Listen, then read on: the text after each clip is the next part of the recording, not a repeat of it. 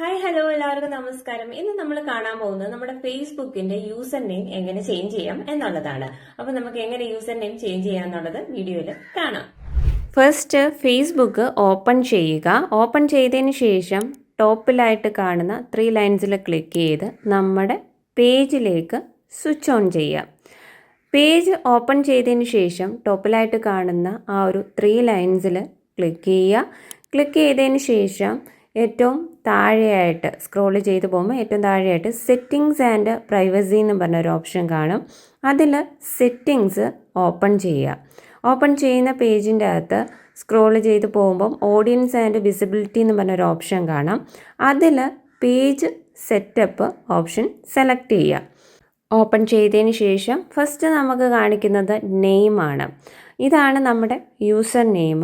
ഞാൻ കൊടുത്തിരിക്കുന്ന user name successful career എന്നാണ്. ഈ ഒരു നെയിം നമുക്കിവിടെ ചേഞ്ച് ചെയ്ത് കൊടുക്കാം. ഞാനിവിടെ make a successful career with Nisheetha എന്ന് ചേഞ്ച് ചെയ്ത് കൊടുക്കുകയാണ്. ശേഷം താഴെയായിട്ട് റിവ്യൂ ചേഞ്ച് എന്ന് പറഞ്ഞൊരു ഓപ്ഷൻ കാണിക്കും. അതിൽ ക്ലിക്ക് ചെയ്യാം. ക്ലിക്ക് ചെയ്തതിന് ശേഷം നമുക്ക് നമ്മുടെ കറൻറ്റ് പേജ് നെയിമും ന്യൂ പേജ് നെയിമും അവിടെ കാണിക്കും. അത് കറക്റ്റ് ആണോ എന്ന് നിങ്ങൾ ചെക്ക് ചെയ്യുക. ചെക്ക് ചെയ്തതിന് ശേഷം സബ്മിറ്റ് ഫോർ അപ്രൂവൽ എന്ന് പറഞ്ഞ ഒരു ഓപ്ഷൻ നിങ്ങൾക്ക് താഴെയായിട്ട് കാണിക്കും. അതിൽ ക്ലിക്ക് ചെയ്യുക. ഇപ്പം നമ്മുടെ ആ ഒരു പേജ് ചേഞ്ച് ആയിട്ടുണ്ട്.